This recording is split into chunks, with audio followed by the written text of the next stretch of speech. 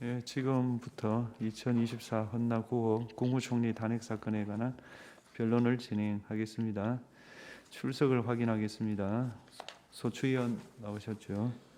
대리인 김기훈 변호사님, 그다음에 양재, 김주연, 한태근, 황희석, 이상호 변호사님. 예. 그다음 비청구인 본인 나오셨죠? 예. 법무법인 에이펙스 강현중, 김동윤, 박기웅, 최상철, 박경재 변호사님. 네. 진행 순서를 말씀드리겠습니다. 소추 사실 요지를 진술하고 피청구인 측에서 의견을 진술하시겠습니다. 준비기일 결과를 상정하고 지난 변론 준비기일 이후 제출된 서면 확인과 양 당사자 의견을 듣겠습니다. 증거 체부를 결정하고 증거 조사를 하겠습니다. 먼저 청구인 측에서 소추 사실의 요지를 10분 범위 내에서 해 주시면 고맙겠습니다.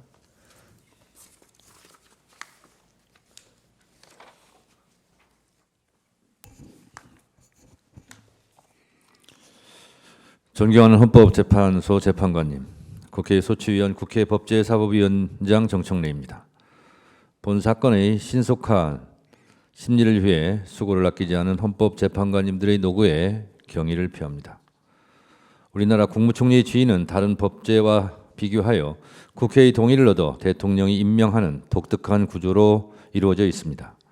이렇게 국무총리라는 지위는 대통령이 직접 임명하는 특성으로 인해 직접 선출되는 대통령이나 국회의원 등 선출직 공무원에 비해 민주적 정당성의 토대는 약한 면이 존재하고, 또 한편으로는 국회의 동의를 얻어 최종 임명하도록 되어 있는 특성으로 인해 다른 임명직 공무원에 비하여는 간접적으로나마 민주적 정당성이 보강되어 있습니다. 그러므로 국무총리라는 지위에 대하여는 보통의 임명직 공무원이 갖는 헌법수호 의무보다 더 강한 주의 의무가 부과되어 있다고 할 것입니다. 우리 헌법상 국무총리는 대통령을 보좌하며 행정에 관하여 대통령의 명을 받아 행정각부를 통할하고, 국무회의 부의장으로서 국무회의 구성과 운영에 관해 대통령을 보좌할 권한과 책임을 부여받고 있습니다. 오늘 피청구인 한덕수에 대한 탄핵 소추를 말씀드리기에 앞서 지난해 12월 3일 내란의 밤 계엄의 충격을 떠올리지 않을 수 없습니다. 군 통수권자인 대통령이 무장한 군인과 경찰을 앞세워 국회의원을 비롯한 정치인과 법관들을 체포, 감금하고 국회를 침탈하고자 하였고, 헌법기관인 선거관리위원회를 군을 동원하여 사실상 장악하고자 하였습니다. 더욱 충격적인 사실은 윤석열 대통령이 국민의 직접 선거에 의해 만들어진 국회에서 의결된 탄핵소추안, 정부 예산 삭감 등 대통령에 대한 국회의 헌법상의 견제권을 행사한 삼권 분립의 헌법 정신에 따른 국회의 권한 행사에 대하여 내란을 획책하는 반국가 행위라 규정하고, 나아가 국회를 범죄자 집단의 소굴이며 자유민주주의 체제를 붕괴시키는 파렴치한 종북 반국가 세력으로 낙인 찍으면서 국회를 일거에 척결하기 위하여 비상계엄을 선포한 것이라고 주장하였다는 점입니다. 지난해 2024년 4월에 치러진 제22대 국회의원 선거는 윤석열 정권에 대한 중간평가의 성격을 띈 것이었습니다. 윤석열 정부가 들어선 후 제기되었던 검찰 독재에 대한 야당 탄압 정적 죽이기, 의대 정원 갈등, 부산 엑스포 유치의 실패, 과학기술 R&D 예산 삭감, 대파값 파동 등 윤석열 정권의 실정이 총선의 민심을 가를 이슈로 등장했고, 그중에서도 도이치모터스 주가 조작 혐의, 명품백 수수 등 김건희 여사 관련 의혹, 최상병 사건의 수사를 대통령 경로 때문에 강제로 무마시키려 했다는 의혹 등 대통령 및 영부인과 관련된 이슈가 총선 기간 내내 주목을 받았습니다. 역설적이게도 윤석열 정권의 총선 패배 유발자는 다름 아닌 윤석열 대통령 부부였습니다. 지난 총선은 민주화 이후 집권 여당 최악의 참패였고, 이는 윤석열 정권에 대한 견제의 역할을 야당에게 부여하고자 했던 국민들의 냉정한 심판의 결과였습니다. 윤석열 대통령의 비상계엄은 국민의 선택으로 만들어진 헌정질서를 군경을 동원해 일거에 무너뜨리고자 했던 총선 민의에 대한 배반이라 아니할 수 없습니다. 제22대 국회가 들어선 이후 국회는 김건희 특검법, 최상병 특검법을 수차례 의결하였는데 그때마다 윤석열 대통령은 거부권을 행사하였습니다. 위 두 건의 특검법은 대통령 및 그 가족과 직접 관련된 사안을 수사 대상으로 하고 있는 것이어서 대통령의 거부권 행사는 이해 충돌 방지 차원에서 제한되어야 하며 반복적인 거부권 행사는 헌법상 권한을 남용하는 것입니다. 그런데 비청구인은 이를 만류하기는커녕 그때마다 국무회의를 통해 제2요구권을 의결하여 이해충돌 방지의 외관을 만들어내는 데 일조함으로써 대통령의 법률안 거부권 남용 행위를 조장하고 방치하였습니다. 계엄이 선포되던 12월 3일 저녁 비청구인은 국무총리로서 헌법과 법률적 소임을 다하지 않았습니다. 계엄법 제2조 5항은 대통령이 계엄을 선포하거나 변경하고자 할 때에는 국무회의 심의를 거쳐야 한다고 되어 있고 제6항에는 국방부 장관 또는 행정안전부 장관은 국무총리를 거쳐 대통령에게 계엄의 선포를 건의할 수 있다고 되어 있습니다. 피청구인은 스스로 증언하고 있듯이 국무회의는 사실상 없었고 간담회 수준의 흠결 많은 국무회의를 수수방관한 책임이 큽니다. 피청구인은 비상계엄이 위법적 내란 행위임을 누구보다 잘 알고 있으면서도 반대 의견을 피력하였다는 것 외에 특별한 대응을 했다는 것이 알려져 있지 않고 내란 행위가 전개되는 엄중한 상황을 그저 멀뚱멀뚱 지켜보기만 했다는 의혹으로 보자면 내란 행위를 사실상 묵인 방조하였습니다. 이러한 관점에서 피청구인에 대하여 형사 책임은 변론으로 하고 그 정치적, 헌법적 책임을 엄중하게 물어야 할 것입니다. 비상계엄이 해제된 후에도 피청구인은 내란 행위로 무너진 헌정 질서를 바로잡기 위해 노력하기보다는 그 혼란을 가중시키고 불확실성을 키우는 행보로 일관하였습니다. 비상계엄 해제 후 내란 우두머리 혐의자인 윤석열 대통령에 대한 탄핵소추안이 국회에서 발의되고 여당 내에서도 탄핵 찬성 입장이 나오고 대통령 퇴진 문제가 거론되는 가운데 12월 7일 윤석열 대통령의 대국민 사과 담화문이 발표되었습니다. 그 다음 날 피청구인은 한동훈 대표와 함께 국민의힘 당사에서 여당과 국무총리가 공동으로 국정 운영을 하겠다는 구상을 밝혔습니다. 하지만 이러한 공동 국정 운영 구상은 아무런 헌법적 근거가 없는 반헌법적 언동으로 전국 안정에 기여하기보다는 오히려 국정 질서의 혼란을 더욱 부채질하는 것이었습니다. 또한 비상계엄 해제 후 내란 주모자 및 가담자들에 대한 검찰 및 경찰의 수사가 본격 개시되는 가운데 대통령으로부터 독립하여 중립성 공정성을 담보할 수 있는 수사를 담당할 상설특검 검사 임명안이 국회에서 의결되었음에도 윤석열 대통령이 특별검사 임명을 거부한 데 이어 대통령 권한대행이 된 피청구인도 국회에서 적법하게 의결된 특별검사 임명안의 효력을 부정하며 특별검사 임명을 거부함으로써 내란 관련자들에 대한 공정하고 중립적인 수사가 진행되는 것을 방해하였습니다. 피청구인에게는 공석이 된 헌법재판관을 임명하여 헌법재판소가 완전체를 구성할 수 있도록 하는 것이 비상계엄으로 무너진 헌정 질서를 회복하고 전국의 안정을 도모함에 있어 가장 중요한 헌법상 의무였습니다. 하지만 피청구인은 이미 여야 합의로 적법하게 선출된 헌법재판관 후보의 임명을 여야 합의가 없다는 이유로 거부하였습니다. 헌법과 국회법 어디에도 여야 합의가 있어야 한다는 규정은 없습니다. 이는 헌법 제49조에서 천명한 국회 의사결정은 다수결로 한다는 헌법적 규정을 망각한 처사입니다. 그 어느 때보다 헌법재판소의 구인 완전체 구성이 절실하고 시급하게 요구되는 상황에서 국회는 이를 거부하는 피청구인에 대한 탄핵을 진행할 수밖에 없었고 피청구인에 이어 권한대행이 된 최상목 부총리에 의해 2명의 헌법재판관 임명이 이루어져 불완전하지만 헌법재판소의 심판 절차가 정상화될 수 있었습니다. 이와 같이 피청구인이 실질적으로 여야 합의를 통해 적법하게 선출되고 추천된 헌법재판관 후보자에 대한 임명을 거부한 것은 국회의 적법한 선출을 무시하고 헌법재판소의 완전체 구성을 거부함으로써 헌법재판소를 사실상 무력화시켜 탄핵 심판 절차의 진행을 방해하고자 했던 것입니다.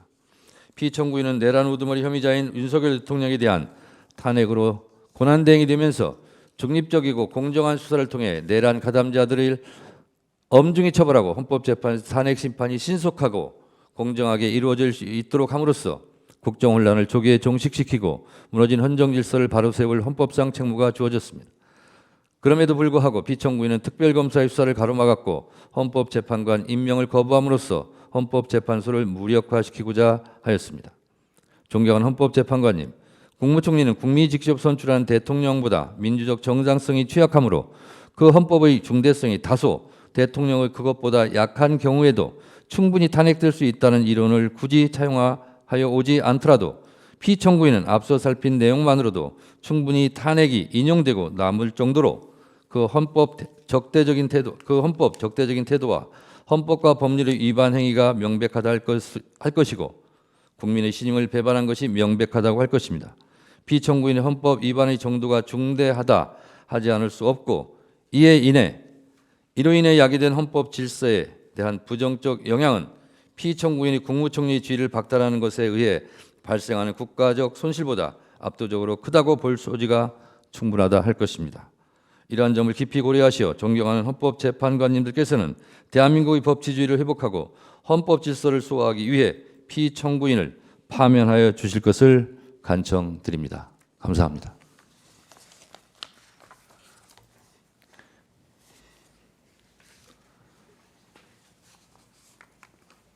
예, 피청구인 측에서 소추 사실에 대한 의견을 진술해 주시기 바랍니다.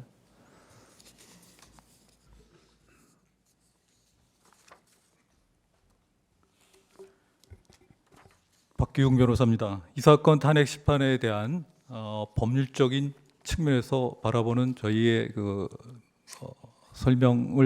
그런 측면에서 설명을 드리도록 하겠습니다. 이 사건 탄핵 심판 제도가 엄격하고 남용이 방지돼야 된다는 것은 두말할 필요도 없을 것입니다. 지금 쟁점이 되고 있는 의회의 의결 정족수, 국회의 의결 정족수 문제와 관련해서 우리 주석재판소법에 보면은 권한대행자의 탄핵 소추 발의 및 의결의 정족수는 대행되는 공직자의 그것을 기준으로 한다. 그리고 대통령 권한대행의 경우 본래의 직에 대한 탄핵 발의 및 의결에 필요한 정족수보다 더 가중된 정족수를 충족해야 하므로 권한대행자로서는 탄핵된 결과 원래의 신분을 잃는다 하여 대행자에게 더 불리한 점은 없다라고 기재하고 있습니다. 또한 헌법재판소 헌법재판 실무 제도에서도 동일한 내용을 기재하고 있으며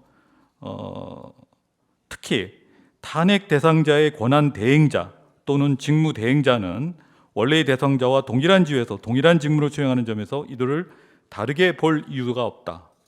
또한 대행되는 공직은 탄핵 대상이 되지만 본래의 직은 탄핵 대상에 해당하지 않는 경우에도 그 대행자로서의 직무 집행 중에 위법 혐의를 사유로는 탄핵 대상이 된다라고 설명하고 있습니다. 따라서 탄핵 소추 대상에 되는지 해당되는지 여부도 그 권한 대행자가 대행하는 직무를 기준으로 판단하듯이 마찬가지로 권한 대행자에 대한 탄핵 소추 발의 및 의결 정족수는 역시 대행하는 그 직무를 기준으로 하여야 할 것입니다. 그것이 우리 헌법상 탄핵 소추대의 목적과 취지에도 맞닿을 것입니다. 따라서 이 사건 탄핵 소추 사유 중에 권한 대행 전 본래의 직에서 발생한 사유가 일부 포함되어 있다 하더라도 이 사건 탄핵 소추에 대한 국회의 의결은 의결 정족수를 충족하지 못하여 부적법 각하되어야 할 것입니다. 다음은 탄핵 소추에 대한 5가지 탄핵 소추에서 개별적으로 살펴보도록 하겠습니다. 첫 번째, 특별검사 임명 법률안 제2호와 관련해서 설명드리겠습니다. 대통령의 제2호유권은 대통령의 고유 권한으로 규정하고 있습니다. 대한민국 헌법에 보면은 법률안에 이의가 있을 때에는 대통령은 제1항의 기간 내에 이의서를 붙여 국회에 환보하고 그 제의를 요구할 수 있다. 따라서 제2호유권은 헌법상에 보장하는 대통령의 고유 권한입니다. 더 나아가 법률안에 위헌적인 요소가 있다면 당연히 대통령은 제2호유권을 행사하여야함이 마땅합니다. 또한 헌법재판소 8구 헌나 2일의 결정에서도 국무총리의 대통령의 보좌 의무에 대해서는 대통령의 권한 행사에 대한 견제 의무가 포함되어 있지 않다고 할 것입니다. 두 번째 사유인 비상계엄 및 내란 행위 관련해서 설명드리겠습니다. 비상계엄 및 내란 행위에 관해서 소추인 측에서 주장하고 있는 행위에 대해서 보면은 피청구인이 비상계엄 선포 계획을 사전에 보고받았다는 주장, 피청구인이 비상계엄 선포를 위한 국무회의를 소집, 주재했다는 주장, 피청구인이 비상계엄 선고를 제지하지 않고 이에 관하여 최소한 묵인 내지 방조했다는 주장이 그 행위로 들고 있습니다. 그러나 이런 행위들은 그 어느 것도 하나 확인되지 않았으며 오히려 피청구인은 계엄 선포 당일 오후 8시 40분이 돼서야 비로소 비상계엄 선포 계획을 인지했고 그 다음에 국무회의를 직접 소집한 것도 아니며 그 다음에 피청구인은 비상계엄 선고 계획을 전해 듣는 즉시 반대 의사를 강하게 표명하고 이를 막기 위해 국무회의 소집을 건의하기까지 하였습니다. 그리고 국회의 해제 2024년 12월 4일 국회의 비상계엄 해제 요구 결의안이 가결되자마자 피청구인은 국회의 결의를 존중하여 신속하게 비상계엄 해제를 추진하였습니다. 세 번째, 공동 국정운영 시도와 관련된 탄핵소추안에서 설명드리겠습니다.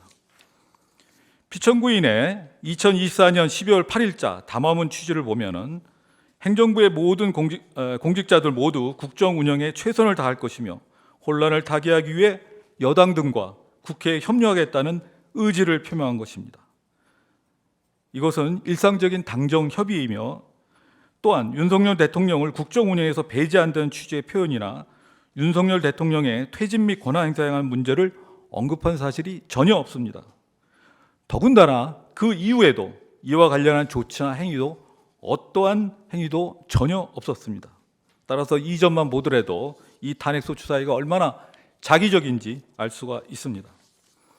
그 다음에 특검 후보자 추천 의뢰와 관련해서 말씀드리겠습니다. 피청구인이 대통령 권한 대행이 된 이후에 13일간 특별검사 후보자 추천을 의뢰하지 않았다는 소추 사유입니다. 특별검사 제도는 정치적 중립성과 독립성을 위하여 공정한 수사와 기소를 보장하는 데 그 핵심이 있습니다.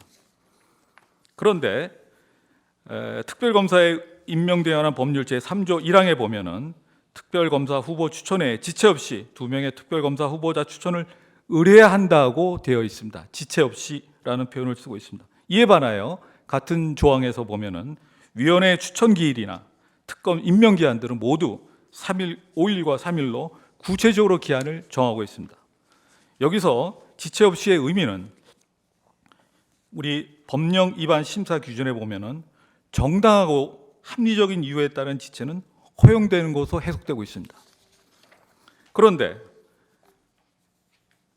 특별검사 후보 추천의 구성과 관련된 구성 및 운영에 관한 규칙이 2024년 11월 28일 날 제2조가 개정되었습니다만 이 개정된 제2조를 보면은 특별검사의 추천 과정에서 교섭단체 간 균형을 전제로 하여 특검의 공정성 및 중립성을 보장하려는 특검법의 제4조 및 4항 및 제7항을 명백히 위반하고 있습니다. 또한 특정 사안에 대하여는 특정 교섭단체를 배제함으로써 특정 정당이 절대적 권한을 독점하는 위헌 유법적인 요소가 있습니다. 더군다나 2024년 12월 3일 권한쟁의 심판 청구와 효력정지 가처분도 신청되어 있었던 상황입니다. 따라서 이러한 개정 규칙의 위헌 유법성에 대한 숙고를 위하여 후보자 추천 의뢰가 이루어지지 못한 것이고 이는 정당한 사유에 기한 합리적인 범위 내에 지체라 할 것입니다. 또한 실제로 계엄 선포와 관련된 수사에 아무런 지장도 초래되지 않았습니다. 그러므로 이는 특검법 제3조 1항 위반에 해당하지 않을 뿐만 아니라 헌법의 수호와 유지라는 측면에서 보더라도 어떠한 헌법상의 위반도 없다 할 것입니다. 다음은 헌법재판관 임명권 행사와 관련해서 말씀드리겠습니다. 우리 헌법 제111조에 보면은 헌법재판관은 대통령이 임명하되 재판관 중 3인은 국회에서 선출한 자를 임명하도록 되어 있습니다. 이는 중앙선거관리위원회의 구성과는 전혀 다르게 규정되어 있습니다.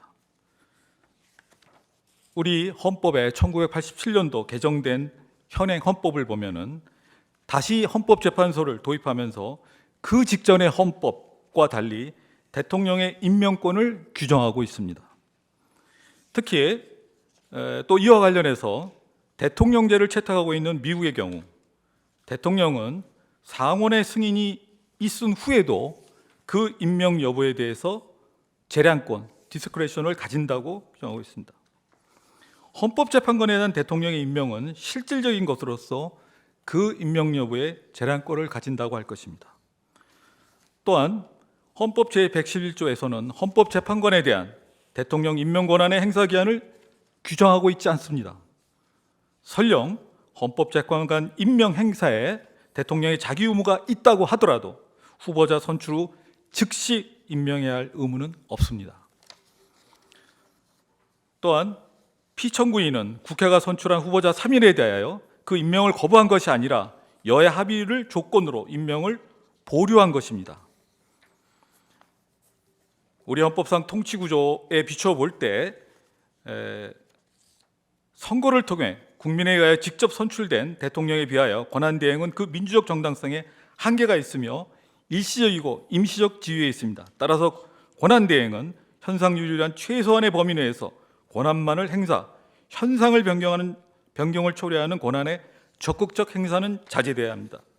따라서 권한대행이 가지는 민주적 정당성의 한계를 국회의 실질적인 합의를 통해 보완되어야만 헌법기관의 임명과 같은 적극적 권한 행사를 할 수 있을 것입니다. 마지막으로 의원 내각제를 택하고 있는 독일의 경우 연방 하원과 상원에 해당하는 연방의회와 연방 참사관에서 헌법재판관 선출 시에는 3분의 2의 가중 다수결로 의결하도록 하고 있습니다. 이는 다수당과 소수당의 합의를 강제하고 있다 할 것입니다. 따라서 헌법재판관 후보자 선출에 대한 국회 내 의견 합치조차 이루어지지 않는 상태에서 권한대행이 헌법재판관 임명이라는 대통령의 고유 권한을 행사하는 것은 오히려 헌법의 취지에 반할 뿐만 아니라 우리 헌정사에도 나쁜 선례가 될 것입니다. 이와 같이 살펴본 바와 같이 이 사건 탄핵심판 소추 사유는 모두 사실과 다를 뿐만 아니라 해당되는 각 사유가 명백히 부당하다 할 것입니다. 그래서 이 탄핵심판 사유에 부적법 각하 내지는 기각하여 주실 것을 요청드립니다.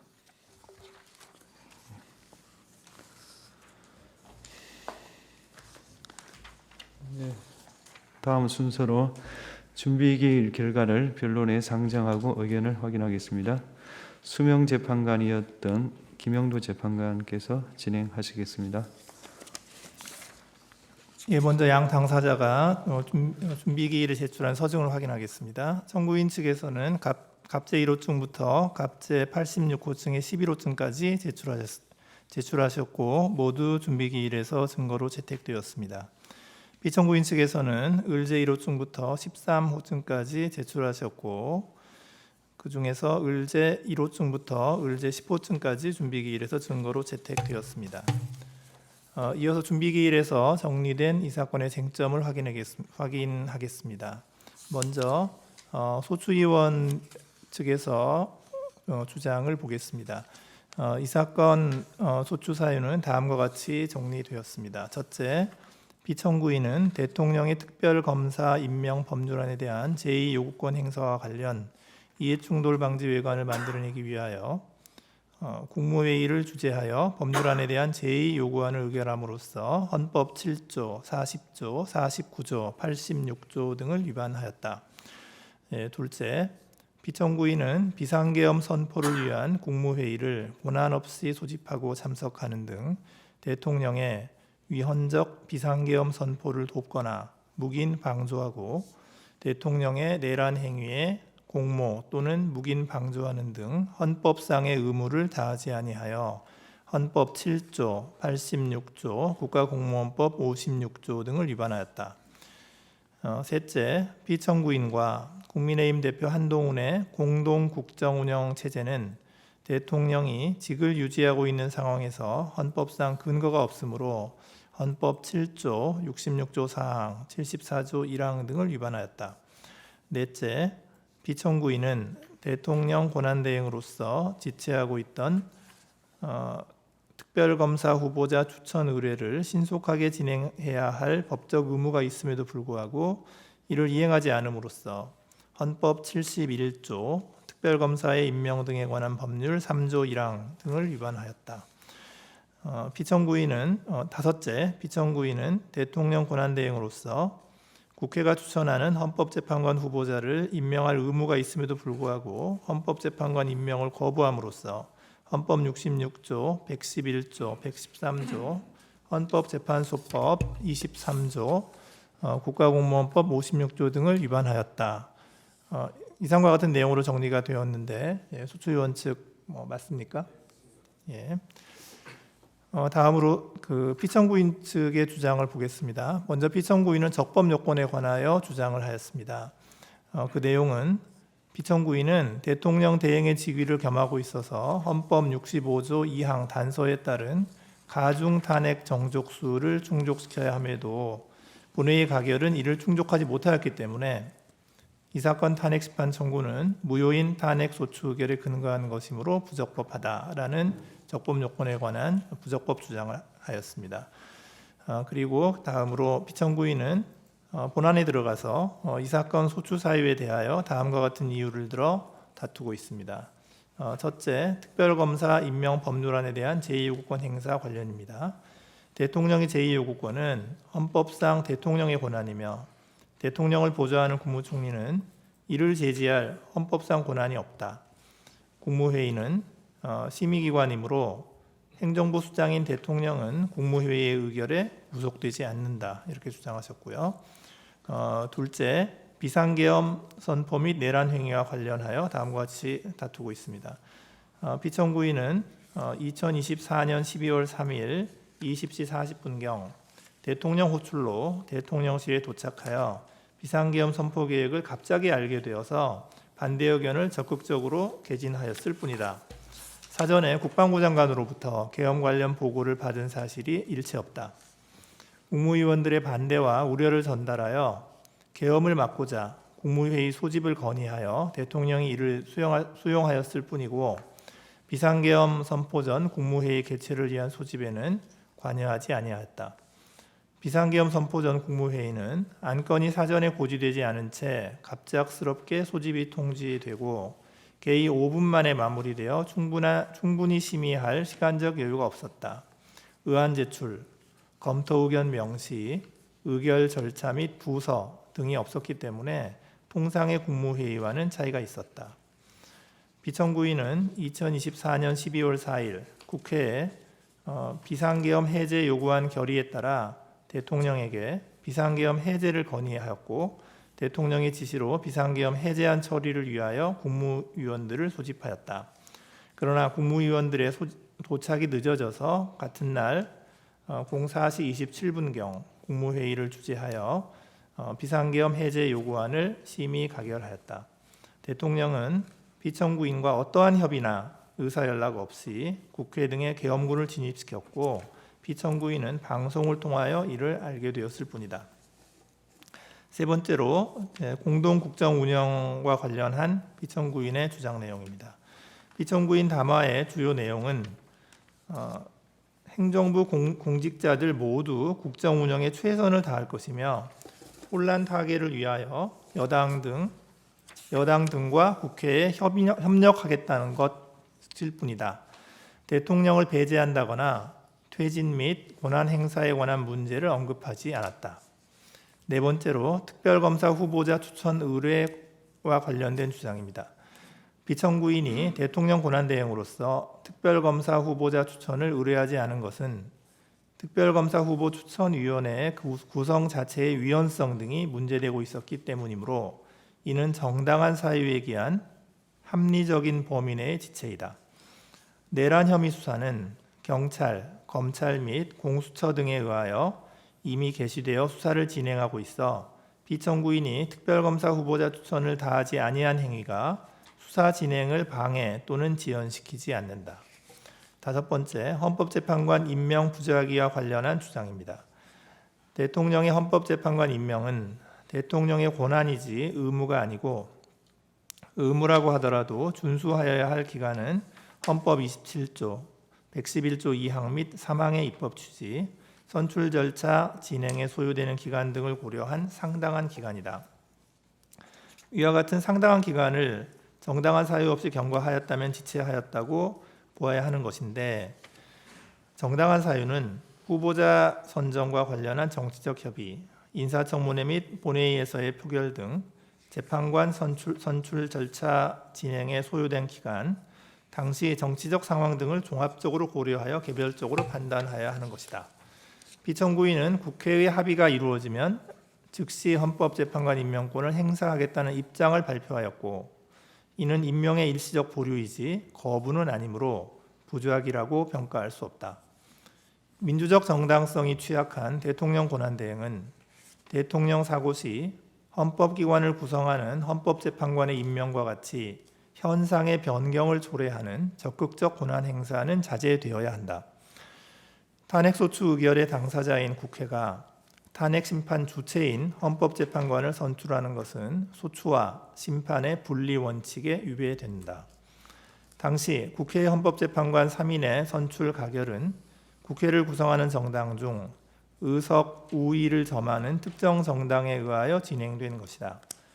현행 헌법은 대통령의 헌법재판권 임명권을 형식적 심사권 이상으로 규정하고 있고, 비교법적으로도 대통령이 연방대법관의 임명 여부에 대하여 재량권을 가지고 있는 미국의 경우를 참고하여 해석해야 한다. 이상이 피청구인 측의 주장인 것으로 정리했습니다. 맞습니까? 예, 맞습니다. 준비기일 결과를 변론 상정하는 것에 대해서 양 당사자 측에 특별한 의견이 있으십니까? 먼저 청구인 대리인. 예, 이해 없습니다. 예, 피청구인 대리인. 없습니다. 예. 이상으로 준비기일 결과의 변론 상정을 마치겠습니다. 다음으로는 제출 서면을 확인하고 이에 관한 의견 진술을 듣겠습니다. 청구인 측에서는 청구인 측에서 제출한 서면은 다음과 같습니다.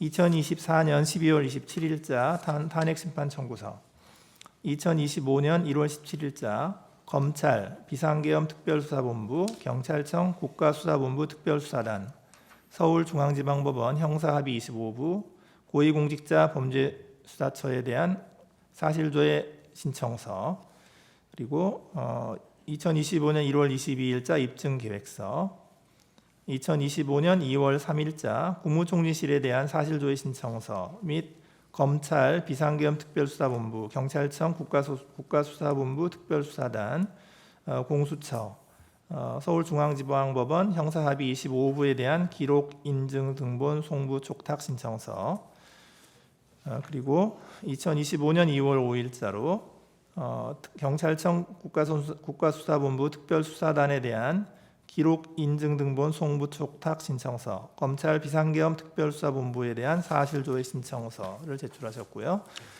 2025년 2월 27일자로 국무총리실에 대한 기록 인증 등본 송부 촉탁 신청서를 제출하셨고, 2025년 2월 11일자로 검찰청 비상계엄 특별수사본부에 대한 형사기록 인증 등본 송부 촉탁 신청서를 제출하셨습니다. 그리고 2025년 2월 14일에 증인 신청서를 제출하셨습니다. 이상 제출한 서면 맞으시죠? 피청구인 측에서는 다음과 같은 서면을 제출하셨습니다. 2월 25일, 1월 6일자로 답변서와 심리 진행에 대한 의견서를 제출하셨고, 1월 23일자로 구성명 요청서를 제출하셨고, 1월 31일자로 준비서면 및 증거에 관한 의견서를 제출하셨고, 2월 3일자로 증인 신청에 관한 의견서, 심리 진행에 관한 의견서 및 참고 자료를 제출하였습니다. 2월 4일에 준비서면 2를 제출하셨고, 2월 10일 심리 진행에 관한 의견서 3을 제출하셨습니다. 2월 13일자로 심리 진행에 관한 의견서 4, 참고 자료, 준비서면 3 및 4를 제출하셨습니다. 맞죠? 네, 맞습니다. 양 당사자 측에서 제출하신 서면에 기재된 쟁점들에 관하여 앞서 소출 사실과 관련하여 모두의 진술하신 것 외에 추가로 더 진술하실 내용이 있으면 말씀해 주시기 바랍니다. 먼저 청구인 대리인. 준비한 PT 자료. 그거는 나중에 끝날 때 하시면 종합적인 거죠, 그거. 그거는 이제 마무리할 때 하시면 되고요. 지금까지 낸 서류 서류 말고 뭐 새로운 것도 다시 주장할 거가 또 추가 주장할 거 있느냐 그걸 여쭤보는 아닙니다. 겁니다. 예. 그건 없으신 거죠? 예. 그다음에 피청구인 쪽 대리인 예, 추가적인 자료 제출 없습니다. 네, 없으시고요. 예. 증거 체부 결정하겠습니다. 먼저 정인 신청에 관하여 청구인 측이 2월 13일 한동훈에 대한 정인 신청을 하셨습니다. 청구인 측이 신청한 정인은 2월 14일 도착한 국무총리실의 사실조회 회신 등에 비추어 반드시 필요한 정인이라 보기 어려워 재판부 평의를 거쳐 정인 신청을 기각합니다. 청구인 측의 사실조회 신청에 대해서 보겠습니다. 1월 17일 검찰, 경찰, 서울중앙지방법원 고위공직자 범죄수사처 사실조회 신청을 했고 재판부가 채택하여 각 회신이 도착했습니다. 청구인 측은 2월 3일 국무총리실에 대한 사실조회 신청을 했고 채택해서 2월 14일 회신이 도착했습니다. 2월 5일 검찰에 사실조회 신청을 했고 재판부 채택했는데 회신은 아직 도착하지 않았습니다. 이 확인해 보셨습니까? 지금 뭐 내부의 논의를 통해서 예. 결과를 회신하겠다고 하고 아직 예, 도착한 예, 자료들은 다 도착한 보셨죠? 예, 예. 청구인 측의 인정등본 송부 촉탁을 보겠습니다. 2월 3일 검찰청, 경찰청, 고위공직자 범죄수사처 형사합의 25부에 대한 송부 촉탁 신청하셨고요. 다 채택했고 2월 10일 검찰 고위공직자 범죄수사처, 2월 14일 서울중앙지방법원으로부터 회신이 도착했습니다. 청구인 측은 2월 5일 경찰청 국수본에 기록 인정등본 송부 촉탁했고 채택해서 2월 12일 회신이 도착했습니다.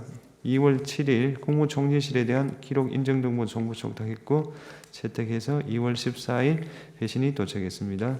2월 11일 검찰청 비상계엄 특수본에 대한 기록 인정등본 송부 촉탁했고 채택하여 2월 19일 회신이 도착했습니다.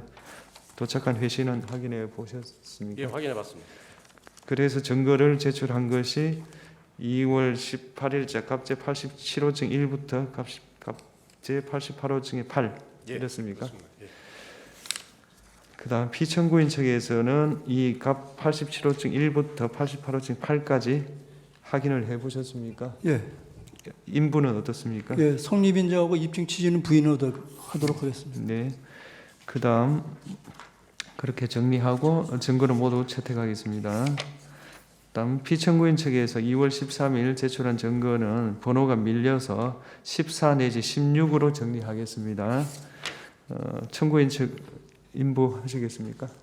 저희들도 성립인정하고 입증취지 부인을 예, 하겠습니다. 증거를 모두 채택하겠습니다. 이 증거들 채택된 증거들에 대해서 양측이 다 열람한 것으로 보이므로 양 당사자 측에서 양해하신다면 열람으로 대체할까 싶습니다. 어떻습니까? 예. 근데 저희가 그 증거 서류 87, 88호를 받긴 했는데 증거 목록은 받지를 못했습니다. 그래서 어떤 증거가 그 서류는 받았는데 어떤 증거가 제출되었는지 87호증에 87호증, 88호증에 각 가지 번호 붙은 그 증거에 대한 제가 읽어드리겠습니다. 김용현에 대한 공소장, 제1회 공판 준비일 조서, 제2회 공판 준비일 조서, 사법경찰관이 작성한 조규홍에 대한 참고인 진술 조서, 박성자에 대한 참고인 진술 조서, 김수 의정관 같습니다. 행안부 참고인 진술 조서, 오영주에 대한 참고인 진술 조서, 송미령에 대한 참고인 진술 조서, 홍장원에 대한 참고인 진술 조서, 한덕수 본인에 대한 제1회 피의자 신문 조서, 본인에 대한 제2의 피의자 신문 조서 이렇습니다. 네, 알겠습니다. 열람을 하셨죠? 예, 열람을 했습니다. 예, 그걸로 증거 조사는 끝내겠습니다. 그 다음에 이 증거 조사 결과에 대해서 이의 있으십니까? 이의 없습니다. 없습니다. 없으시죠? 예, 증거 조사는 끝났고요. 이상 마지막으로 종합 의견, 최종 의견 진술을 듣도록 하겠습니다. 우선 청구인 대리인이 종합 진술 해주십시오. 지금 저희들이 인증등본 촉탁 신청을 한 그 서류들이 아직 검찰 측에서는 지금 하나도 도착하지 않았습니다. 그래서 검찰청요? 예, 그거는 예. 이렇게 하시면 좋을 것 같아요. 이제 우리가 그거를 뭐 계속 기다리고 있으면서 예, 예. 결론을 속행하기가 어려우니까 예. 그거는 이제 그 회신이 올 거 아니에요. 예, 예. 회신이 오면은 그거를 참고 자료로 참고 자료로. 내주시고 그 다음에 이제 좀 그 정리의 편의상 거기에다가 그냥 서증 번호는 좀 붙여주시고 예, 예. 서증 번호를 붙여서 참고 자료를 내주시면 저희가 참고 자료를 보겠습니다. 그러니까 지금 회신 안 온 게 지금 몇 개 있죠. 대신 검찰 측에서는 지금 하나도 안 왔고요. 지금 보면 2월 5일자로 예, 검찰 비상계엄 특별수사본부에 대해서 사유조회 신청했는데 예, 예. 이거 아직 회신이 안 그것도 안 왔고요. 왔고요. 예, 예. 그 다음에 저기 경찰 경찰 쪽에다가 한 것도 경찰 국가수사본부 특별수사단에다가 2월 3일자로 한 게 있는데 예, 예. 그것도 아직 회신 안 왔어요. 그래서 지금 이게 오늘이 지금 19일이잖아요. 19일인데 우리가 지금 보낸 게 지금 2월 5일, 2월 3일이어서 예. 이게 돌아올 것이냐, 회신을 해줄 것이냐도 상당히 의심스러운데 하여튼 혹시 회신이 오면 그거 참고 자료로 내주시면 저희가 그 참고를 해서 재판을 하도록 하겠습니다.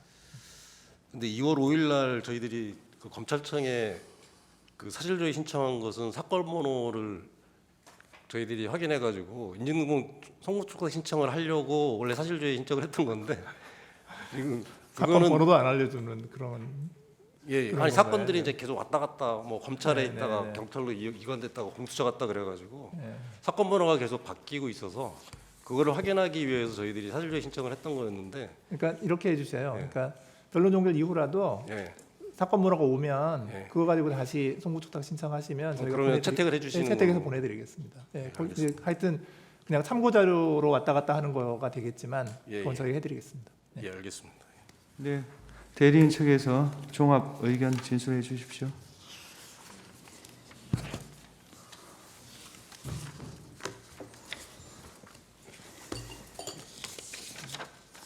저희들이 처음에 연락 받을 때 그 변론사 탄핵 소추 사유 요지 발표 시간 한 30분 정도 준다고 그래가지고 하십시오. 예, 아니 그래서 이제 우리 그 법사위원장님 한 10분 정도 하시고 제가 이제 나머지 시간을 예, 예. 발표하는 건데 그 준비된 자료를 발표하는 그렇게 걸로 하십시오. 하겠습니다. 예. 예, 예. 감사합니다. 청구인 측 대리인 김주현 변호사입니다. 피청구인에 대한 탄핵 소추 사유 요지를 발표하는 걸로 네. 그렇게 하겠습니다. 먼저 피청구인에 대한 탄핵 소추안의 의결 정족수 관련 부분이 계속 문제가 돼서 그 부분 저희 의견을 말씀드리겠습니다.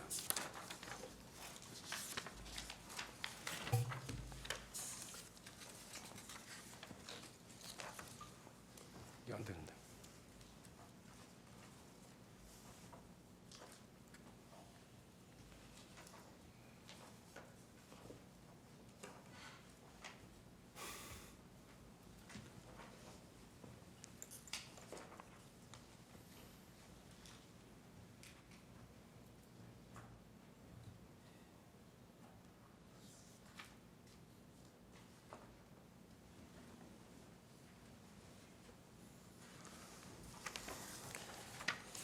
피청구인 측은 이 사건 피청구인에 대한 탄핵 소추에 필요한 의결 정족수가 제재규정 과반수에 찬성을 했기 때문에 부적법하다 이런 주장을 하고 있습니다.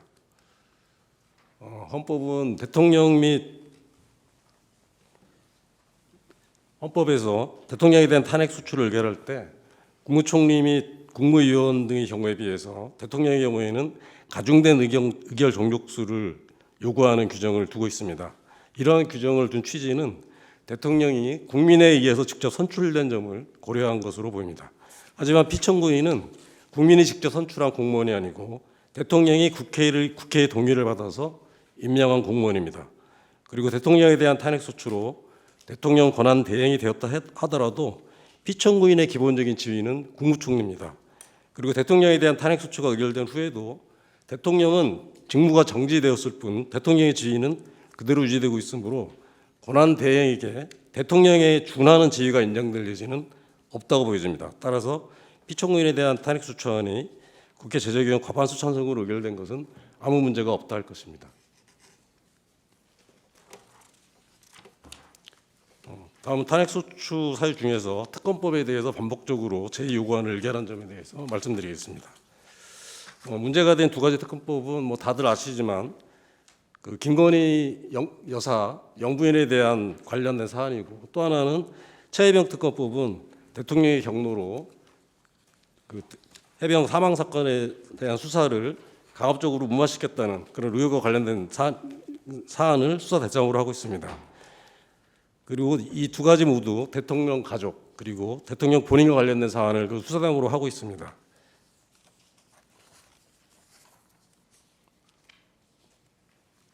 이런 사안들에 대해서 국회는 김건희 특검법 3회 그리고 최혜병 특검법 3회 등 6번에 걸쳐서 특검법 의결을 한 바 있는데, 윤석열 대통령은 이때마다 반복적으로 거부권을 행사했고, 피청구인도 역시 매번 국무회의를 통해서 제2요구안을 의결하였습니다. 이러한 이 두 가지 특검법은 아까 말씀드린 대로 대통령 가족 또는 대통령 본인과 직접 관련된 사안이어서 직접적인 이해 충돌이 발생하는 사안이기 때문에 이 특검법에 대한 대통령의 거부권 행사는 공정성의 측면에서 그리고 이해 충돌 방지의 측면에서 제한되어야 함에도 불구하고 반복적으로 이를 행사한 것은 거부권 행사의 남용이라 할 것입니다. 그런데 피청구인은 이런 대통령의 거부권을 남용하는 것이 위헌적인 것임을 잘 알고 있으면서도 이를 제지하기는커녕 국무회의를 통해서 반복적으로 제2요구안을 의결함으로써 이 사안에 대해 이해충돌 방지의 외관을 만들어준 것이고, 이를 통해서 대통령의 거부권 남용 행위를 조장하고 방치한 것입니다. 그리고 국무총리로서 대통령이 헌법과 법률을 준수하도록 보좌할 의무를 위반한 것이라고 할 것입니다. 다음은 위헌적인 비상계엄, 내란 행위를 묵인하고 방조한 점에 대해서 말씀드리겠습니다. 아까 그 피청구인 측에서도 이야기를 했듯이 그 피청구인이 계엄의 밤에 대통령의 호출을 받고 대통령실에 도착을 해서 비상계엄 선포에 대한 얘기를 듣고 국무회의 소집을 건의하고 비상계엄 해제 요구안이 국회에서 의결된 다음에 비상계엄 해제를 위한 국무회의를 주최해서 비상계엄 해제안을 의결했다고 주장하고 있습니다. 그리고 자기 비상계엄 선포에 반대하는 의견을 대통령에게 피력했고, 비상계엄을 만료하기 위해서 국무회의로 수립한 것이라고 주장을 하고 있는 것입니다. 하지만 피청구인이 대통령으로부터 비상계엄에 대해서 이야기를 듣고 대통령에게 국무회의 소집을 건의하고 그렇게 소집된 국무회의에 참석을 한 것은 소극적으로나마 위헌적인 비상계엄 선포를 받아들이면서 비상계엄의 절차적 요건이었던 국무회의 심의가 이루어지도록 조언을 해준 것이라고 볼 소지가 충분하다 할 것입니다. 그리고 비상계엄이 선포되고 해제될 때까지 8시간 가까이 피청구인은 이를 제지하기 위한 아무런 조치도 취하지 않았습니다. 비상계엄 해제 요구안이 국회에서 의결된 후에도 비상계엄 선포 전과는 달리 비상계엄 해제의 안건을 심의할 국무회의 소집을 건의하지도 않았습니다. 그저 국무원들이 다 모일 때까지 앉아서 기다리면서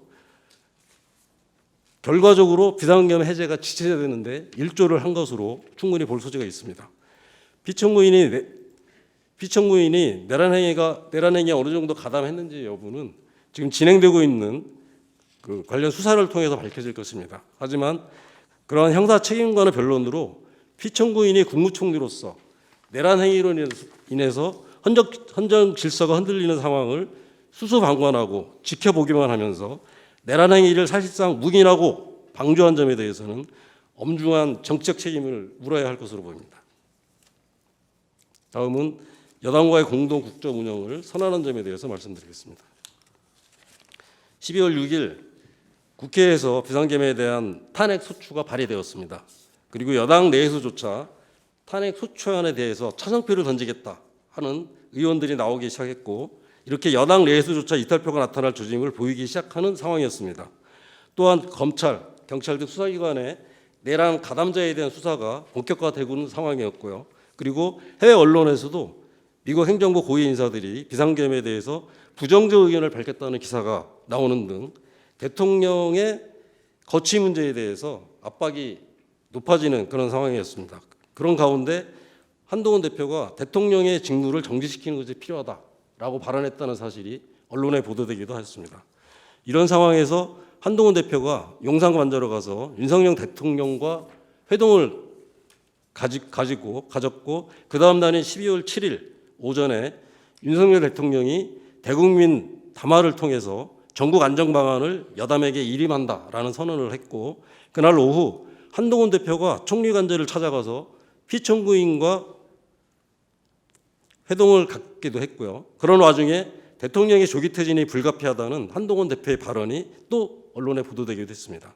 그리고 12월 8일 오전에 국민의힘 당사에서 한동훈 대표와 피청구인이 나란히 서서 차례로 공동선언을 발표하기에 이르렀던 것입니다. 한동훈 대표는 공동선언문을 통해서 대통령이 자신의 임기를 포함한 전국 안정 방안을 당에 일임하였다고 하면서 대통령 퇴진 전까지 국무총리와 당이 국정을 책임 운영한다는 내용의 공동 국정 운영 방안을 발표했습니다. 그리고 이 담화에 뒤이어서 피청구인은 여당과 지혜를 모아서 국정을 안정적으로 운영한다라는 내용의 한동훈 대표의 담화 내용에 호응하는 취지의 담화를 발표했던 것입니다. 하지만 이렇게 피청구인이 국무총리로서 여당과 공동으로 국정을 운영하겠다는 것은 헌법과 법률에 전혀 근거가 없는 위헌적인 주장에 다름 아니라 할 것입니다. 더욱이 당시는 대통령에 대한 탄핵 소추가 의결되기도 전이어서 윤석열 대통령의 지휘와 권한이 그대로 유지되고 있는 상황이었기 때문에 공동 국정 운영 구상은 위헌적인 발상에 기초한 것이고 헌법의 기본 원칙인 법치주의, 권력분리 원칙 등을 위반한 것임에 당원을 요하지 않는다 할 것입니다. 다음은 상설특검 후보자 추천 의뢰를 거부한 점에 대해서 말씀드리겠습니다.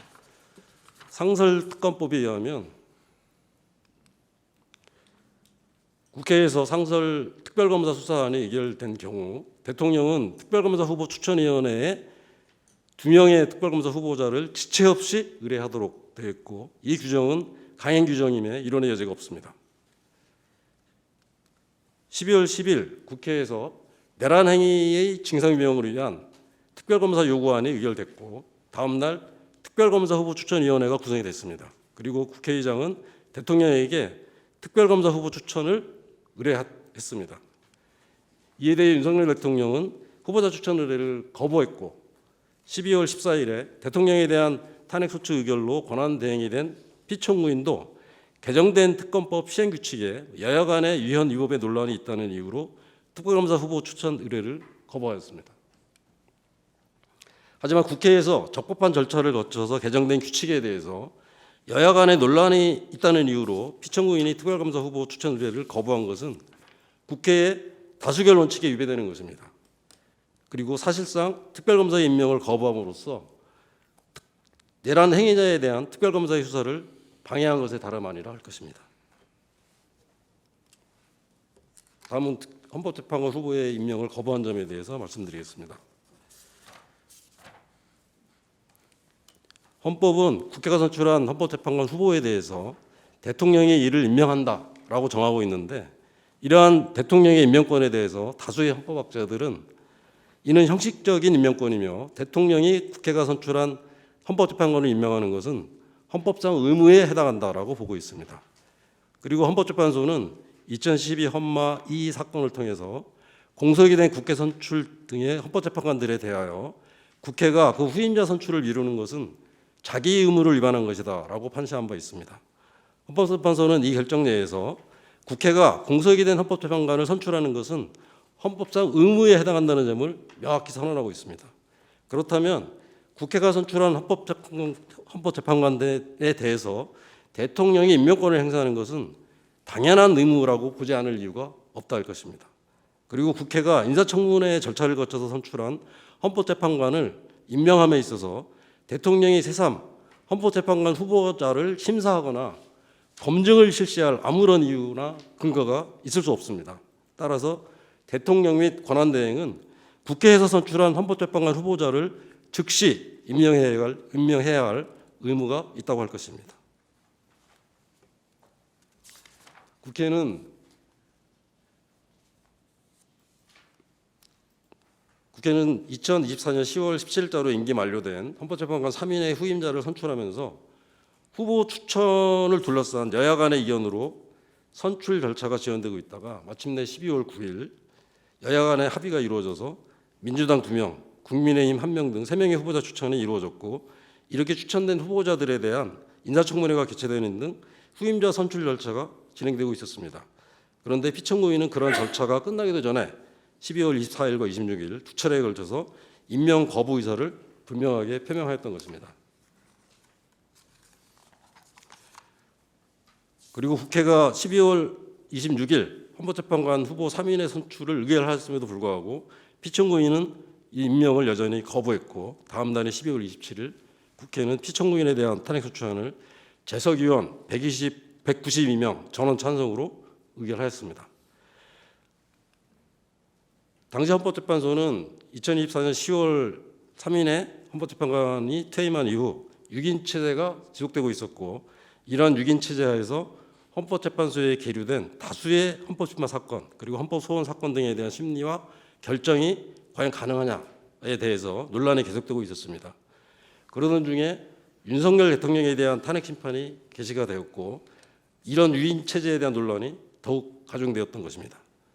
나아가 헌법재판소가 대통령에 대한 탄핵 심판 사건에 대한 심리를 진행하고 그에 대한 최종 판단을 함에 있어서 그러한 심리와 결정에 대한 국민의 신뢰를 확보하기 위해서는 다양한 가치관과 헌법관을 가진 9인의 재판관으로 구성된 완전체 구성이 조속히 완료될 필요가 있다는 목소리가 그 어느 때보다도 높아지는 상황이었습니다. 이런 상황에서 피청구인이 공석이 된 국회 선출 재판관 후임의 임명을 거부한 것은 헌법상 자기 의무를 위반한 것이면 물론이고, 국회에서 선출된 헌법재판관 후보들에 대한 적법한 결의를 무시하는 것이고, 헌법재판소의 완전체 구성을 방해해서 헌법재판소의 무력화를 기도한 것이라 다름 아닙니다.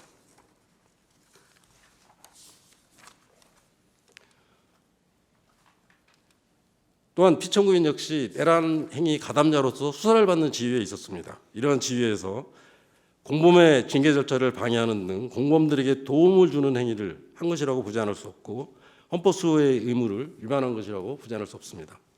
그리고 최상목 권한대행에 의해서 2명의 재판관 임명이 이루어짐으로써 대통령 탄핵심판 사건의 심리가 원활하게 진행되는 등 헌법재판소 본래의 기능이 정상화된 점에 비춰볼 때 피청구인이 헌법재판관 임명을 일체 거부한 것이 얼마나 위헌적인 행위였는가를 다시 한번 확인할 수 있다 할 것입니다. 다음은 피청구인의 헌법 위반의 중대성에 대해서 살펴보겠습니다. 헌법재판소는 앞서 두 건의 대통령에 대한 탄핵심판 사건을 통해서 헌법 수호의 관점 그리고 국민의 신뢰의 관점에서 헌법 위반의 중대성에 대한 판단 기준을 제시한 바 있습니다. 하지만 본건의 경우는 국무총리를 대상으로 한 탄핵심판 사건으로서 국무총리가 국민이 직접 선출한 공무원이 아니고, 또 대통령의 경우와는 달리 탄핵 소추 의결 요건도 가중 조건이 적용되지 않았던 점들을 고려해 볼 때 이러한 중대성에 대한 판단도 대통령에 대한 탄핵 심판의 사건의 경우보다는 좀 더 완화된 기준이 적용되어야 할 것으로 보입니다. 앞서 5가지 탄핵 사유를 순서대로 쭉 살펴봤는데요. 이러한 5가지 탄핵 사유 하나하나가 그 헌법 위반의 중대성이 결코 적지 않습니다. 그리고 이런 것들을 종합적으로 검토해 볼 때 피청구인의 어떤 헌법 위반 행위가 헌법 질서에 미치는 부정적인 영향과 해악이 아주 중대해서 피고인에 대한 파면이 정당화될 수 있는 정도의 충분한 헌법 위반의 중대성의 해악이 크다고 보여집니다. 이런 점을 감안하셔서 피청구인을 파면한다라는 결정을 내려주시기 바랍니다.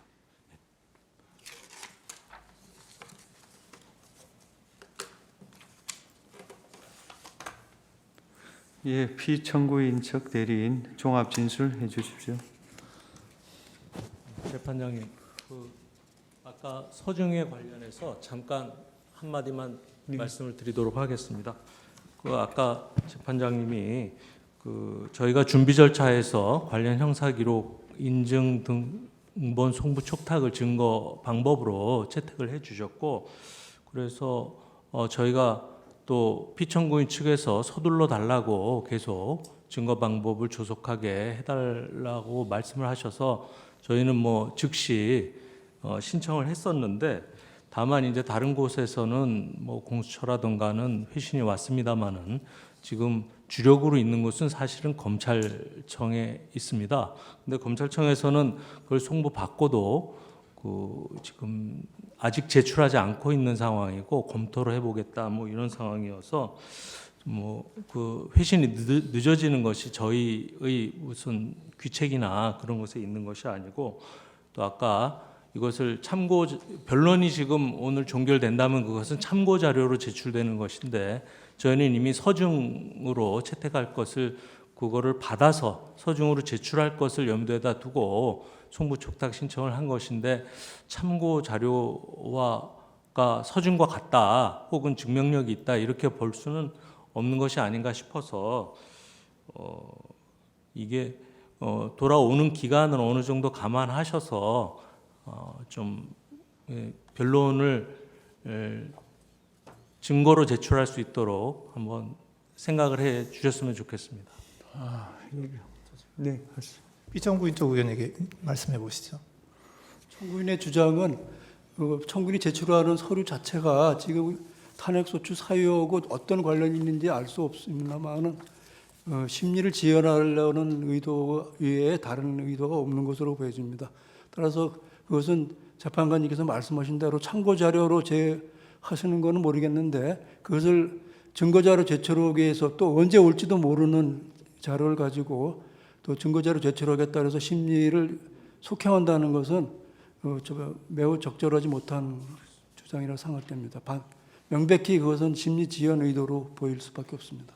예, 제가 좀 의견을 말씀드리면요. 이게 지금 검찰 비상계엄 특별수사본부에 대해서 사실조회 신청한 게 2월 5일이었습니다. 오늘이 2월 19일이거든요. 그리고 그 경찰청 국가수사본부 특별수사단에 대해서 그 기록 인증 등본 송부 촉탁한 게 2월 3일이었어요. 근데 오늘이 2월 19일인데 저희가 그쪽에다가 이거를 강제할 수 있는 방법이 없습니다. 그런데 지금 뭐 2주, 3주 지났는데 그거 기다리겠다고 속행하는 건 좀 무익해 보이거든요.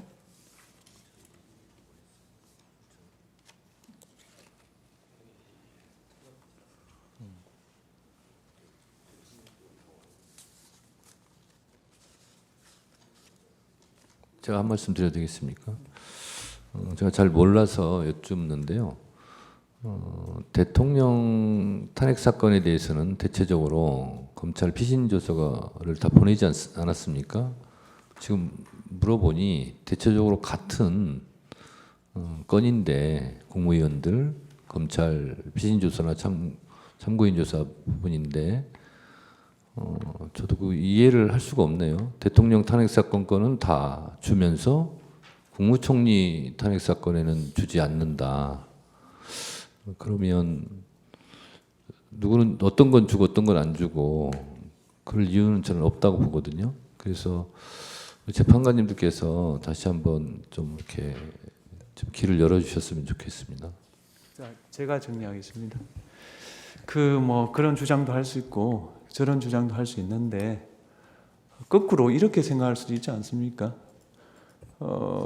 송부 촉탁 기록을 보낸 사람은 혐의가 뚜렷하기 때문에 보냈고, 보내주지 않은 사람은 혐의가 없거나 증거가 매우 미약하기 때문에 보내줄 단계가 아니다, 이렇게 생각할 수도 있겠다 싶고요. 기본적으로 탄핵소추는 입증 책임을 국회에 지우고 있고, 국회에게는 탄핵소추 의결 전에 법사위 해부에서 조사할 수 있는 권한을 주었습니다. 그걸 포기하고 여기 들어왔을 때는 그에 따른 불이익도 감수해야지, 마냥 수사기관의 선의에 기대해서 탄핵소추 절차를 진행하겠다는 것은 저로서는 반드시 그래야 된다는 의무감을 못 느낍니다. 그런 취지에서 이런 평의 결과가 나왔기 때문에 오늘은 그 평의 결과에 따라 진행을 하겠습니다. 피청구인 대리인 진술해 주십시오.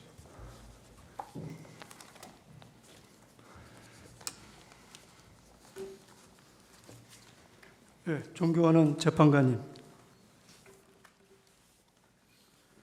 피청구인은 대통령 소추안 가결 후 헌법과 법률이 정한 범위 내에서 최선을 다해 대통령 권한대행의 직을 수행했음에도 불구하고 13일 만에 탄핵되었습니다.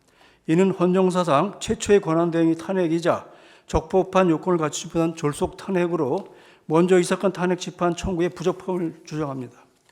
권한대행자에 대한 탄핵소지 대상 여부와 그 발의 및 의결 종족수는 모두 대행하는 직무를 기준으로 판단해야 합니다. 따라서 대통령 권한대행에 대한 탄핵소추의 경우 헌법 65조 제2항 본문이 아닌 그 단서에 따라 대통령 탄핵에 필요한 제적인 3분의 2 찬성의 가중정수 요건을 적용해야 합니다. 그러나 국회 본회의에서 의결된 피청구인 탄핵소추안은 이러한 가중정수 요건을 충족하지 못하였습니다. 따라서 이 사건 탄핵 심판 청구는 헌법이 정한 절차적 요건을 충족하지 못하여 부적법 각하되어야 합니다. 가사 이 사건 탄핵소추안에 헌법 제65조항 본문에 규정된 일반 종족수가 적용된다 하더라도 청구인이 주장하는 탄핵 사유는 아래서 보는 바와 같이 모두 사실에 부합하지 않거나 법리적으로 탄핵 사유를 구성하지 않으므로 탄핵 심판 청구는 기각되어야 합니다. 첫째, 특별검사 임명 법률안 제외와 관련해서 대통령 제외 요건은 헌법이 보장하는 대통령의 고유 권한입니다. 당시 국무총리였던 피청구인은 대통령의 고유 권한 제외 요구권의 행사를 견제하거나 제지할 권한 및 의무가 없었으며 단지 대통령을 보좌하는 국무총리 지위에서 국무회의 심의 등 헌법과 법률이 정한 절차에 따라 제외 요구 과정을 수행했을 뿐입니다. 더욱이 제외 요구 대상에 대한 특검 법률안은 위헌 입법사항이 명백했던 바 이는 국회의 재의결 과정에서도 그 위헌 입법성이 인정되어 최종적으로 폐기되었습니다. 둘째, 윤석열 대통령 비상계엄 선포 및 내란에 관련하여 현 시점까지 밝혀진 바 여러 자료에 따르더라도 피청구인이 대통령의 비상계엄 선포 등의 공무원 묵인 방조하지 않았음이 명백합니다. 오히려 피청구인은 비상계엄 선포 및 국무회에서 다른 국무위원들과 함께 비상계엄에 반대 의사를 명확히 표명했고 국회의 비상계엄 해제 요구 결의안 가결 직후 신속히 국무회를 소집하여 본인이 직접 주재하는 가운데 비상계엄 해제를 의결하는 등 일관되게 비상계엄 선포에 반대했음이 분명하게 드러나고 있습니다. 더구나 김영원 전 국방부 장관 공소장에 보면은 공소사실 내용에 대통령의 소집 지시를 받은 국무위원 등이 대통령실 5층 대적견실에 모이고 라고 기재하고 또 김영현은 국무총리 함독소를 거치지 않은 채 대통령에게 직접 비상계엄의 선포를 건의했고 라고 명백히 기재되어 있습니다.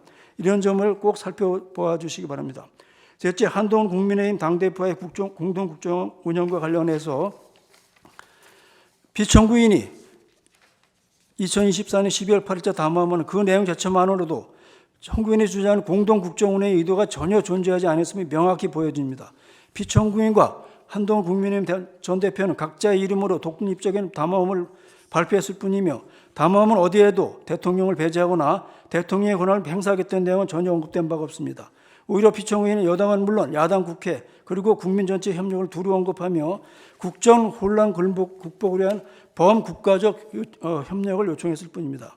넷째, 특검 후보자 추천 의혹에 관련하여 특검법 3조 1항은 후보자 추천 의뢰를 단지 지시 없이 하도록 정하고 있을 뿐이며 정당하거나 합리적에 따른 지체는 허용된다는 점에서 볼 적에 피청구인은 2024년 11월에 개최된 추천위원회 구성규칙의 위헌 입법 논란을 관련하여 14일간 이를 검토했을 뿐이므로 이는 탄핵소가 되는 중대한 위헌 입법에 해당하지 않습니다.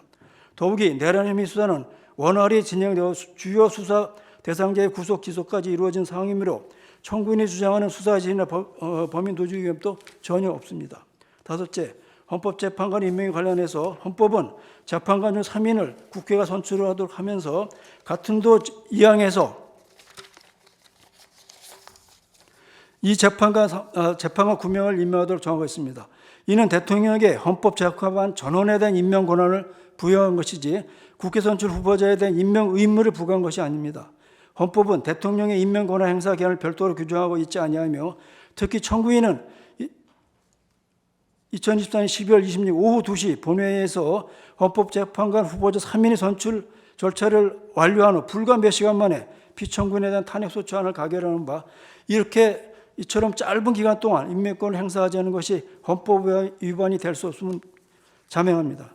더욱이 피청구인 대통령 권한대행의 권한 범위, 여야 간 실질적 합의의 필요성, 그리고 공정한 재판을 받을 권리 등을 종합적으로 고려하여 볼 적에 국익과 헌법적 가치에 따른 임명을 일시적으로 보류한 것으로 판단한 것이므로 이는 정당한 탄핵소추가 될 수가 없습니다. 따라서 청구인이 주장한 모두 탄핵소추 사유는 그 사실관계가 왜곡되었거나 법리적 근거가 없는 것이며 설령 피청구인 행위가 있었다 하더라도 이는 헌법과 법률이 허용하는 정당한 권한행사의 범위 내에 있었음이 명백합니다.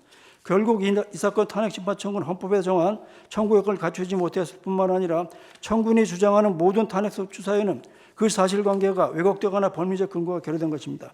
이에 이 사건 탄핵은 마땅히 각각 또는 기각되어야 할 것입니다. 이와 어울려 신속한 심리가 필요한 점에 대해서 몇 가지만 더 말씀드리도록 하겠습니다. 피청구인의 탄핵소추는 대통령 탄핵소추 사태 이후 국정을 안정시켜야 할 권한대행의 직무마저 정지시킨 후서 헌정사상 유례없는 이중의 공백 사태를 초래하였습니다. 이는 대통령 탄핵으로 인한 사회적 혼란이 수습될 기회를 원천적으로 차단했을 뿐만 아니라 행정부의 권한행사에 심각한 공백을 야기하여 법취지의 근간을 뒤흔드는 결과를 낳고 있습니다. 헌재의 권한대행은 그 원직이 장관으로서 그 임명에 국회의 동의를 거치지 않았다는 점에서 민주적 정당성의 국무총리에 비해 떠질 수밖에 없습니다. 더욱 큰 문제는 제1야당의 행동을 고려할 때 현 권한대행을 비롯하여 그 지위를 승계하는 자들의 출퇴한에 이을 가능성도 무시할 수 없는 것입니다. 국제사회는 현재 비상계엄 선포에서 탄핵에 이르기까지 전례 없는 정치적 혼란을 어떻게 수습할 것인지 예의주시하고 있습니다. 이러한 중차대한 시점에서 헌법소의 최위보루인 헌법재판소에서 대통령 권한대행 탄핵심판의 심리결정을 신속하게 진행함으로써 무분별한 탄핵소추로 인한 국정 중단의 위험을 조속히 해소하고 대통령의 직무정지는 엄중한 상황에서도 대한민국이 흔들림 없는 법치국가라서 정상적으로 작동할 수 있음을 국내에 분명히 보여주어야 할 것입니다. 또한 피청구인은 50여 년간 대한민국 무역통상의 정책의 중심에서 활약해 왔습니다. 피청구인의 경험과 지혜가 지금 이 순간 절실히 필요합니다. 이에 언론사의 보도 내용과 같이 국무위원들과 현 권한대행 역시도 피청구인이 신속히 복귀하여 트럼프 행정부의 대응에서 관세무역 전쟁에 대비해서 대응한다는 점에서 뜻을 갖추고 있는 것으로 알고 있습니다. 정상 간 외교가 어려운 현 시점에 하루빨리 피청구인을 직무에 복귀시켜 그 역량을 국가를 위해 펼칠 수 있도록 해야 합니다. 지난 변론 준비 열차 이후 피청구인 탄핵 사건에 사회적 관심이 커지고 있으며 본 탄핵 사건의 신속 결정이 각계각층의 목소리가 높아지고 있습니다. 국내 주요 언론사를 비롯한 수많은 언론사들이 대미 통상의 대응의 필요성, 국정 불안정 해소, 법적 안정성 확보, 국제사회 신뢰도 문제 등을 들어 탄핵 사건에 대한 신속한 결정이 필요하다고 입을 모으고 있습니다. 국무위원을 비롯한 여러 정부 주요 인사들 역시 본 탄핵 사건이 빨리 해결되어야 정부가 글로벌 관세 전쟁에 잘 대응할 수 있는 점에 동의하고 있습니다.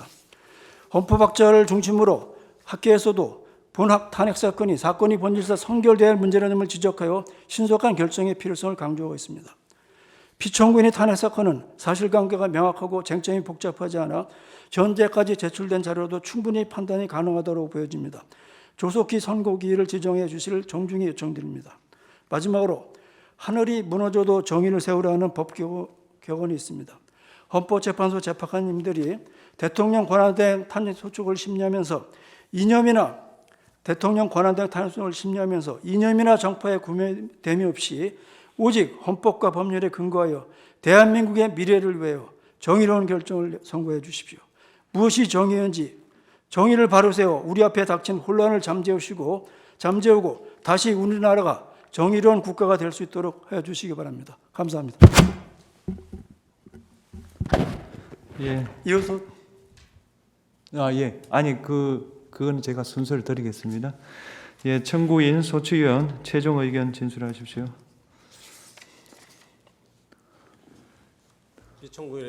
피청구인 국무동지 한독수에 대해서 파면 결정을 내려주시기 바랍니다. 예, 피청구인 최종 의견 진술해 주십시오. 궁금한 걸로 대신하도록 하겠습니다. 아니, 본인이 예. 예, 예.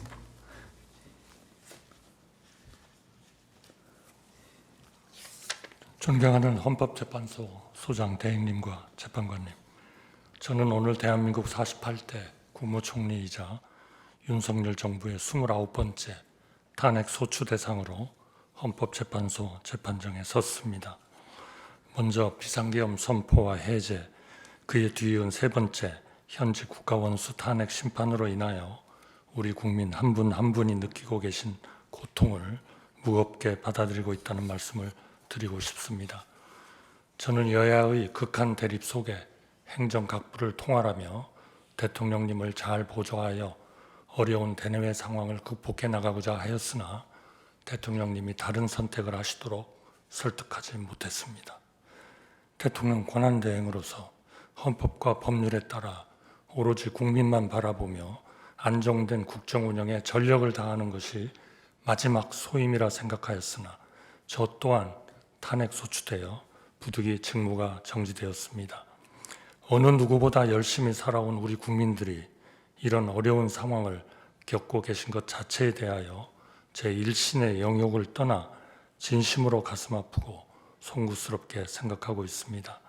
존경하는 재판관 여러분, 국회는 5가지 사유로 저를 탄핵 소추하셨습니다. 우선 국회는 제가 대통령 권한대행이 되기에 앞서 국무총리로 일할 때 국회가 통과시킨 여러 법안에 대하여 국무회의를 통해 제2요구안을 심의하고 의결한 것이 위헌이고 위법이라고 주장하셨습니다. 그러나 해당 법안들은 모두 위헌 소지가 있었기에 헌법과 법률을 지켜야 할 행정부가 이를 받아들이는 것은 우리 헌정 질서의 기본 정신에도 도저히 부합하지 않았습니다. 이어 국회가 제기한 내란 동조, 묵인, 방조 주장에 대하여 저는 대통령님이 어떤 계획을 갖고 계신지 사전에 알지 못하였고 대통령이 다시 생각하시도록 최선을 다해 설득하였으며 군 동원에도 일체 관여한 사실이 없음을 다시 한번 분명히 말씀드리고 싶습니다.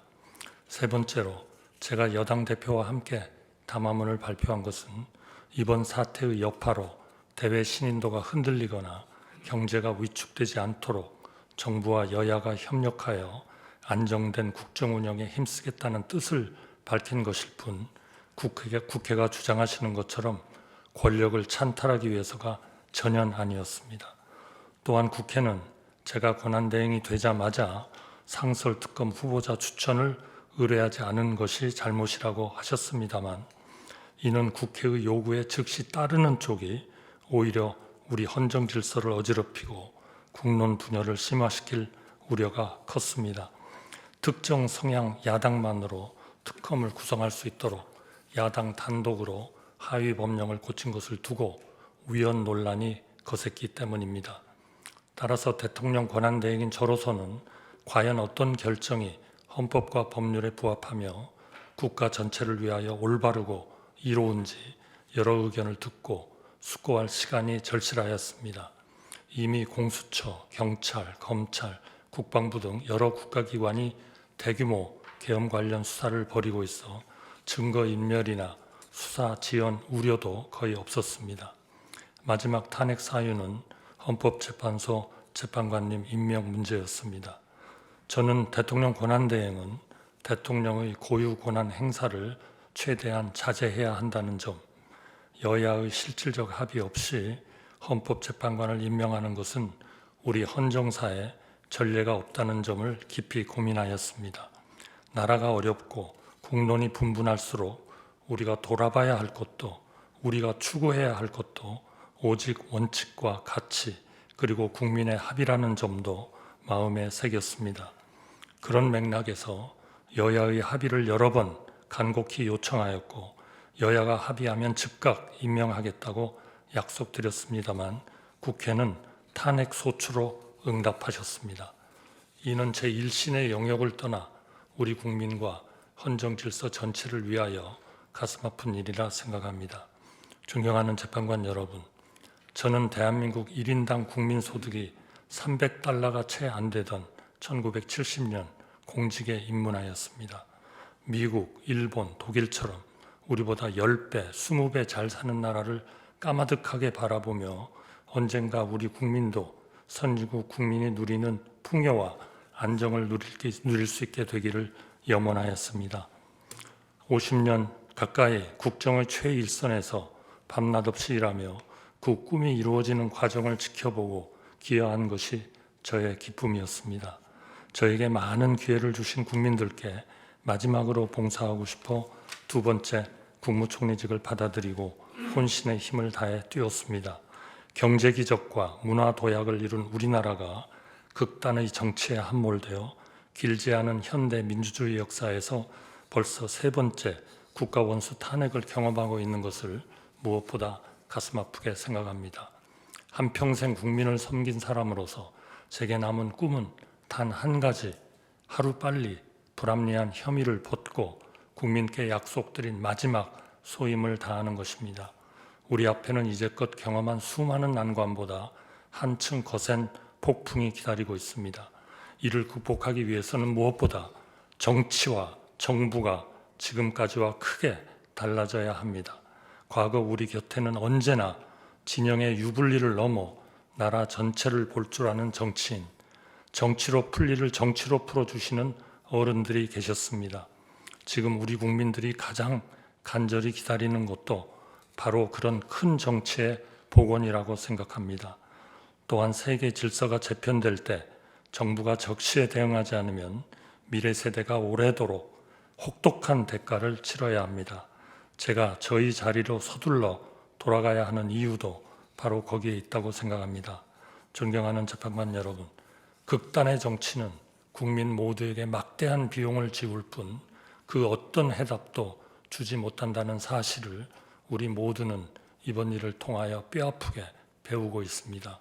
법치와 합의, 자제와 성찰, 합리와 효율이 정치와 정부, 나아가 사회 전체를 움직이는 작동 원리가 될 때 대한민국은 비로소 좌나 우로 가는 대신 위로 갈 수가 있다고 믿습니다. 진영에 휘둘리지 않고 국민 한 분 한 분을 위하여 최선의 해답을 찾아낼 수 있습니다. 대한민국이 극단의 시대를 넘어 합리의 시대로 나아갈 수 있도록 헌재가 우리 사회의 마지막 보루로서 현명한 판단을 내려주시기를 간곡히 당부드립니다. 감사합니다.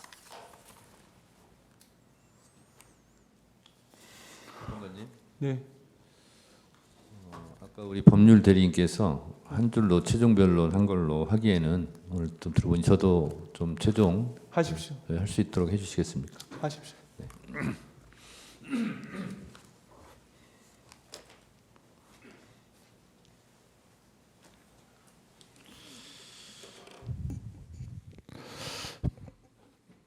피청구인께서는 여야 합의를 강조하시면서 실제로 특검 법안도 그리고 또 헌법재판관 임명도 여야 합의라는 헌법에 존재하지 않는 논리를 대고 있습니다.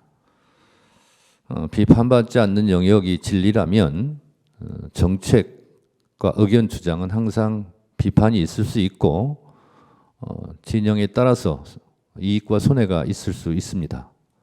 그러하기 때문에 실제로 대한민국이 법치국가이고 따라서 가장 법치의 으뜸인 헌법을 따라야 된다고 생각하고 그 주장의 근거도 헌법적 근거에 기반해야 된다고 생각합니다.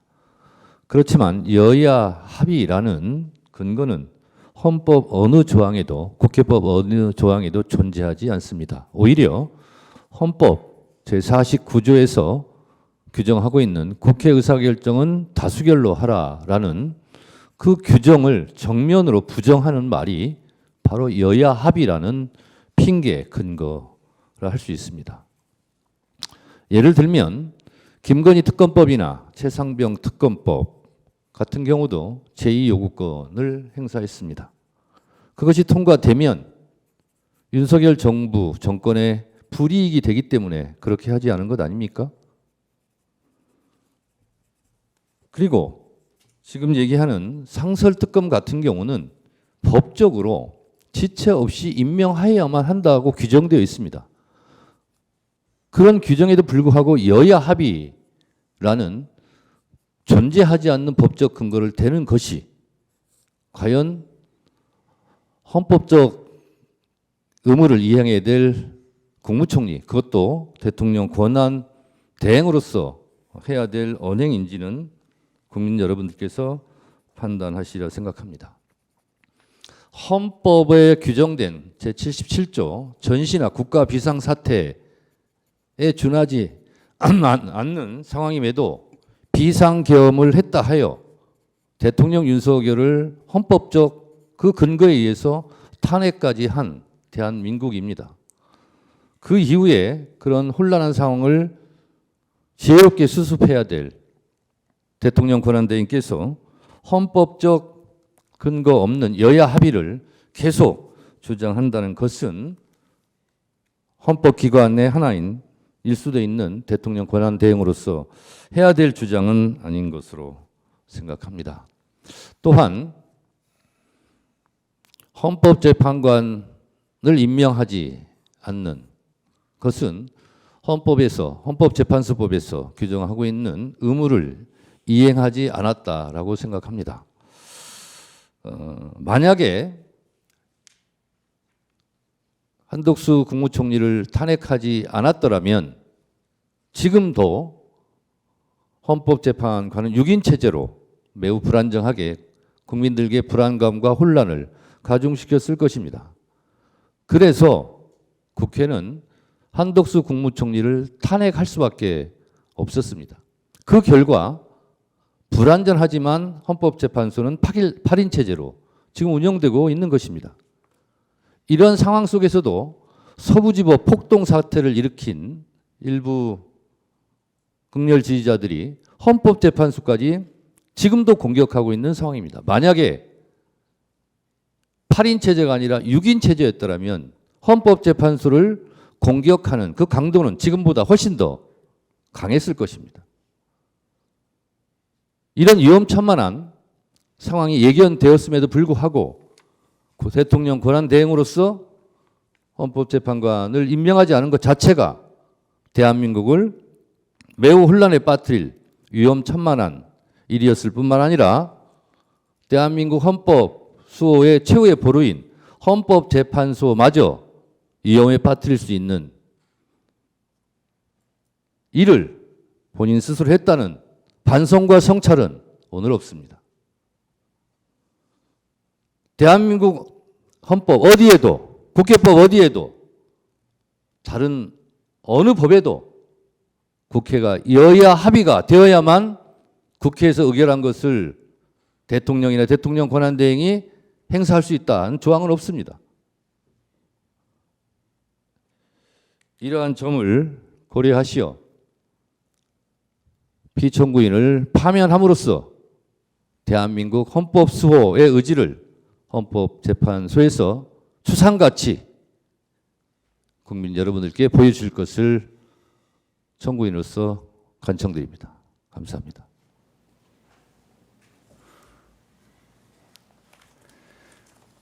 예, 탄핵 소추는 국회의 의결로 시작한 만큼 피청구인의 최종 의견으로 탄핵 심판을 마치는 것이 헌법과 법률의 정신입니다. 피청구인에게 최종 의견 진술 기회를 다시 한번 드리겠습니다. 지금까지 결심하겠습니다. 네. 특별히 더 드릴 말씀 없습니다. 네, 알겠습니다. 이상으로 변론을 종결하고 선고기일은 재판부 평의를 거쳐 정해지면 양측에 통지해 드리도록 하겠습니다. 이상 마치겠습니다.